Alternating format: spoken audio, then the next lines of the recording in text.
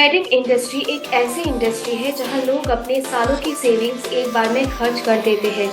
वैसे हम इंडियंस कहीं भी पैसा खर्च करने से पहले हजारों बार सोचते हैं, चाहे बात फोन्स की हो या घर की। हमारे पेरेंट्स हमें यही बोलते हैं, पैसे क्या पेड़ पे उगते हैं। लेकिन जब बात शादी पे आती है, हम लोग कितने पैसे खर्च कर देते हैं। यूएसए के बाद इंडियन वेडिंग मार्केट दुनिया में सेकेंड लार्जेस्ट वेडिंग मार्केट है। भारत में 1 करोड़ शादियां होती है हर साल, तो आप समझ ही सकते हैं ये कितना बड़ा मार्केट है।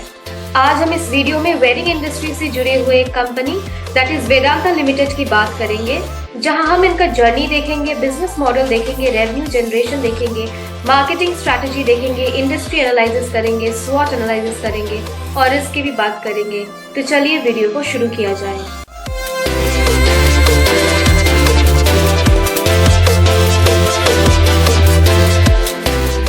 कंपनी की जर्नी की बात करें तो ये कंपनी अपने मोस्ट रिनाउंड ब्रांड मान्यवर को 1999 में ऑपरेशन में लाई थे, जिसके बाद 2002 में इन्होंने अपना नाम इनकॉर्पोरेट करके वेदांता फैशन प्राइवेट लिमिटेड करी।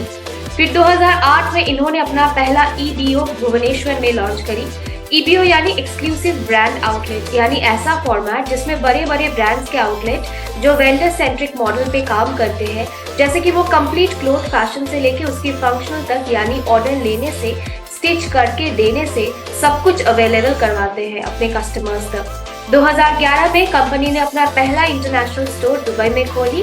कंपनी 2015 में अपना मोहे ब्रांड लॉन्च करी जो वुमेन फैशन से रिलेटेड थी। 2017 में महबाज की एक्विजिशन करी कंपनी ने, जिसके बाद 2018 में इनका मंथन ब्रांड लॉन्च हुआ। 2019 में त्वमेव लॉन्च हुआ और 2020 में कंपनी ने अपना फर्स्ट मान्यवर मोबाइल ऐप लॉन्च करी। ऐसे ग्रो करते करते अपना ब्रांड कंटिन्यूअसली सबके लिए लॉन्च करने के बाद ये कंपनी 2021 में फेमिना मिस इंडिया के साथ सेलिब्रेशन वेयर पार्टनर बन गई और फाइनली 2022 में, जी हाँ 2022 में ये कंपनी हमारे इंडियन स्टॉक एक्सचेंज में लिस्ट करी गई।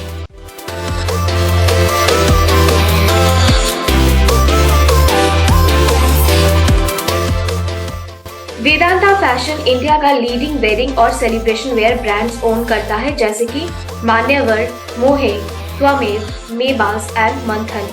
वेडिंग सीजन के कुछ महीने पहले ही इन कपड़ों की बहुत डिमांड बढ़ने लगती है।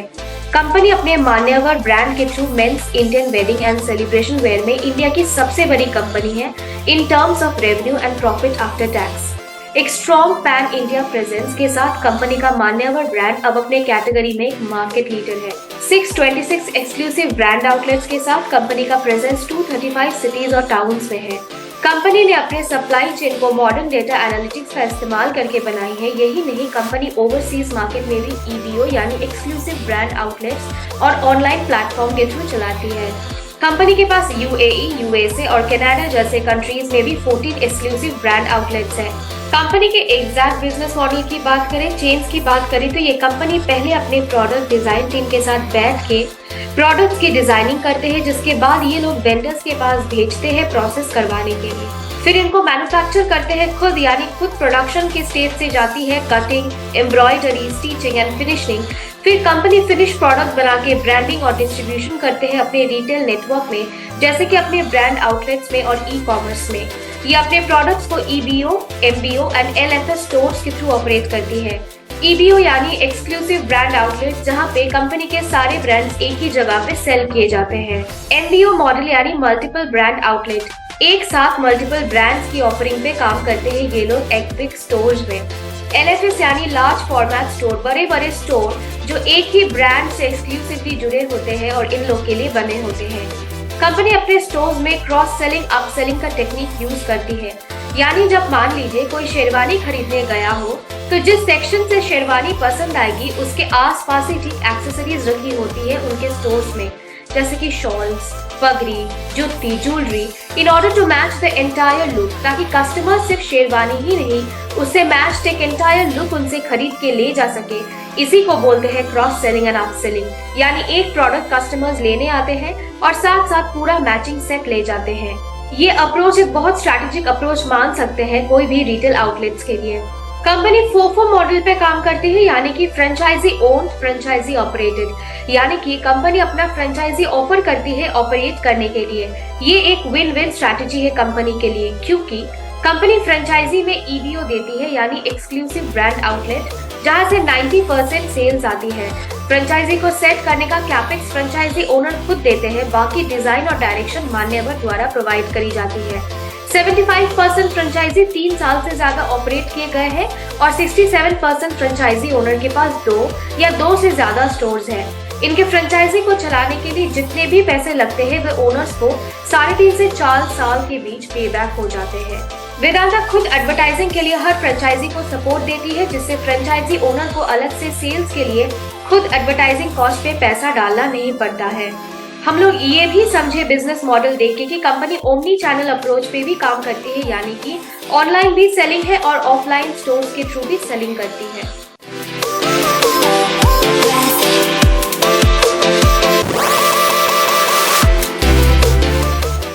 कंपनी के रेवेन्यूज की बात करें तो ये कंपनी एक सीजनल कंपनी है।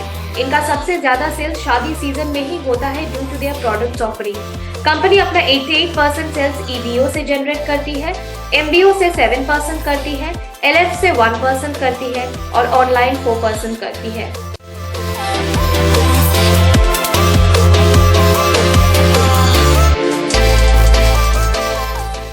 आपने मान्यवर का सबसे फेमस कैंपेन तैयार होकर आइए देखा ही होगा टीवी एड्स पर या किसी भी सोशल मीडिया साइट पे। अगर नहीं तो सबसे पहले एक बार देख लीजिए, फिर आगे बढ़ते हैं। वाह वाह वाह, गजब! माय कसम, बिल्कुल बरजाचा फिल्म का हैप्पी फैमिली लग रहा है। लेकिन क्या है ना, कंपोजिशन ठीक बैठ नहीं रहा है ना बल्लू। मौसा जी, आप तनी लेफ्ट सर किया। लेफ्ट नहीं बूझते हैं का, बाया। जौन हाथ से सगुन का लिफाफा नहीं देते ओ हाथ। साइड हो, साइड हो, साइड हो। तनी और, तनी और, तनी और, साइड हो, साइड हो, साइड हो, बस बढ़िया, एकदम चकाचक। का बढ़िया, का चकाचक है। पूरे शादी का मैनेजमेंट हम किए हैं, हम ही को फुटवा से डिलीट कराइए। मौसा जी, आप आउट ऑफ प्लेस लग रहे हैं। फुटवा में आना है तो तैयार होकर आइए। अभी है, तैयार होकर आइए। तो अब आपने जब इनका फेमस एड कैंपेन देख लिया है तो आपके मन में सवाल आ ही सकता है कि ये कंपनी मान्यवर से ही क्यों एड चला रही, बाकी ब्रांड्स का क्यों नहीं है एड्स। तो ऐसा इसीलिए क्योंकि मान्यवर इनके सेगमेंट में एक मार्केट लीडर है। मान्यवर से लोगों का ट्रस्ट जुड़ गया है, जिसलिए इनका मोस्ट कैंपेन या एड्स या मार्केटिंग मान्यवर के ऊपर बेस्ड होती है। कंपनी मार्केटिंग 4 तरीके में डिवाइड करके करती है। पहला है डिजिटल मार्केटिंग, दूसरा है ट्रेडिशनल, तीसरा है इन स्टोर और चौथा है ब्रांड बिल्डिंग। तो सबको एक एक करके समझ लेते हैं। डिजिटल मार्केटिंग में कंपनी सोशल मीडिया के थ्रू अपने एड्स चला के अपने प्रोडक्ट को प्रमोट करके और ईमेल्स के थ्रू मार्केटिंग करती है।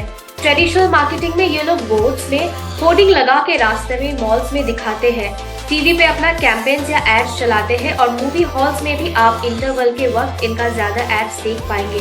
और ऐसे ये लोग ट्रेडिशनल मार्केटिंग करते हैं। इन स्टोर्स मार्केटिंग में ये लोग अपने ब्रांड एम्बेसडर को बहुत बड़े से विजुअलाइज करते हैं, जो कि बॉलीवुड सेलिब्रिटीज होते हैं। जैसे कि मेंस में मान्यवर के लिए रणवीर सिंह है और वुमेन में मोहे के लिए आलिया भट्ट है। ये लोग इनका पिक्चर एंट्रेंस में, स्टोर के अंदर वॉल्स में बहुत बड़े बड़े से शो करते हैं और उनके सेम ड्रेसअप को मैनिक्विन में सजाते हैं, जिससे कस्टमर्स अगर उन सेलिब्रिटी से इन्फ्लुएंस होकर सेम लुक चाहेंगे तो उनके सामने एकदम से वो अवेलेबल हो। ब्रांड बिल्डिंग के लिए ब्रांड एम्बेसडर बॉलीवुड सेलिब्रिटीज को बनाकर और बहुत तरीके की इवेंट स्पॉन्सरशिप करके ये कंपनी अपना मार्केटिंग करती है। तो यहाँ तक हमें समझ आया ये कंपनी हर तरीके से सेगमेंट को डिवाइड करके मार्केटिंग करने पे फोकस्ड है, ताकि इनका मार्केट डोमिनेंस आगे जाके भी बढ़ते ही रहे, घटे ना।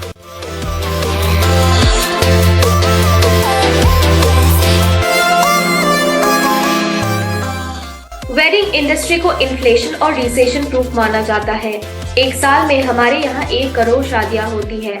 इंडियन वेडिंग इंडस्ट्री की एनुअल वैल्यूएशन $50 बिलियन है। हमारे भारत में इतने डाइवर्स कल्चर में बहुत तरीके की कल्चर में शादी मनाए जाते हैं और शादी को बहुत बड़ा वे में किया जाता है। ग्रैंड वेडिंग इंडिया में एक स्टेटस सिंबल माना जाता है। India second largest wedding market है आफ्टर यूएसए और इसमें मान्यवर ब्रांड वेदांता के अंडर एक मार्केट लीडर है और उनके बाकी ब्रांड्स भी अपनी जगह बहुत फास्ट बना लेंगे due to their strategic planning and offerings. एक तरफ है इंडियंस जो बॉलीवुड मूवी के स्टाइल में शादी करना पसंद करते हैं, डेस्टिनेशन वेडिंग करते हैं। दूसरी तरफ है फॉरेनर्स जो इंडियन स्टाइल में शादी करना बहुत पसंद करते हैं। तो ये इंडस्ट्री एक इमर्जिंग इंडस्ट्री है with more and more demand in the coming future. पिछले 5 सालों में कंपनी ने 23.5% CAGR का प्रॉफिट ग्रोथ दिखाया है, लेकिन सेल्स ग्रोथ पिछले 5 साल में कम रहा है। इसका सबसे बड़ा रीजन था कोविड पैंडेमिक। हम सब जानते हैं कोविड पैंडेमिक के रेस्ट्रिक्शंस के चलते शादियों पे रोक लग गए थे, तो ऐसे में वेडिंग इंडस्ट्री और सेलिब्रेशन वेयर की सेल्स कम होना बहुत ही नॉर्मल है।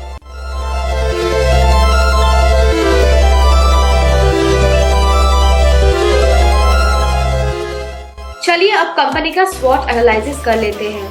सबसे पहले कंपनी की स्ट्रेंथ की बात करें तो इनका सबसे पहला स्ट्रेंथ है strong reach and brand value, यानी कंपनी अपने मान्यवर ब्रांड को एक लीडर बना चुकी है वेडिंग इंडस्ट्री के मार्केट में और इनका एक स्ट्रॉन्ग ब्रांड प्रेजेंस बन गया है जिससे हर कोई इनके नाम जानता है और इनसे एसोसिएट है और इसके चलते कस्टमर्स रीच भी स्ट्रॉन्ग बन चुका है इनका।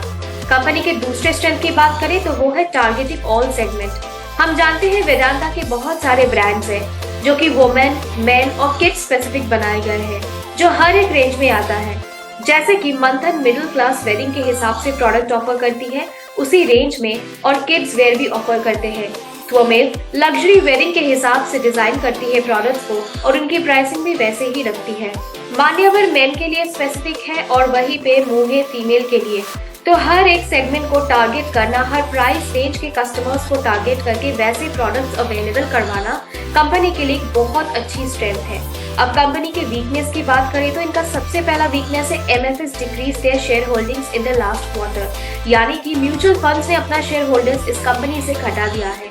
दूसरे वीकनेस की बात करें तो वो है कंसेंट्रेटेड पोर्टफोलियो, यानी कि ये कंपनी बस traditional wedding and celebration wear offer करती है जहां पे आज के जनरेशन में बहुत वेस्टर्न सेलिब्रेशन वेयर लोग अपना रहे हैं। अब कंपनी की अपॉर्चुनिटी की बात करें तो इनका सबसे पहला अपॉर्चुनिटी है एक्सपैंडिंग पोर्टफोलियो, यानी ये लोग वेस्टर्न कम ट्रेडिशनल सेलिब्रेशंस को अपना सकते हैं जिससे वो कस्टमर्स को वाइड वैरायटी ऑफ ऑफरिंग्स दे पाएंगे और हर तरीके के कस्टमर्स का अटेंशन ले पाएंगे। कंपनी के थ्रेट्स की बात करें तो इनका सबसे पहला थ्रेट है इंक्रीजिंग कंपटीशन। ये इंडस्ट्री अभी भी बहुत अनऑर्गेनाइज्ड है, तो इसमें अभी भी बड़े प्लेयर्स के आने की पूरी संभावना है और मार्केट डोमिनेंस बनाने की स्कोप है। और तो और बड़े बड़े डिजाइनर्स जैसे कि सब्यसाची, मनीष मल्होत्रा, अनीता डोगरे ब्रांड्स भी अपना प्रोडक्ट बहुत फास्ट स्केलिंग कर रही इस इंडस्ट्री में, जिससे कंपनी के ऊपर बहुत कंपटीशन बढ़ रहा। इनके दूसरे थ्रेट की बात करें तो वो है चैलेंजेस इन स्केलिंग मोहे, यानी कि कंपनी का जो मोहे ब्रांड है वो वुमेन प्रोडक्ट स्पेसिफिक है और अनऑर्गेनाइज्ड बहुत मार्केट प्लेसेस है जहां पे वुमेन प्रोडक्ट सबसे ज्यादा अवेलेबल होती है और ज्यादातर डिजाइनर्स भी वुमेन प्रोडक्ट्स की रेंज ज्यादा रखती है। तो इस सेगमेंट में कस्टमर लॉयल्टी मुश्किल है। अनलाइक मान्यवर जो स्पेसिफिक मेन के लिए ही है और अनऑर्गेनाइज्ड मार्केट प्लेस में एक्चुअली अच्छे मेन सेलिब्रेशन या वेडिंग वेयर नहीं मिलते हैं, जिसके चलते लॉयल्टी मेंटेन रह पाती है और मान्यवर एक मार्केट लीडर है। तो मोहे को बड़े लेवल पे स्केल कर पाना कंपनी के लिए एक थ्रेट है।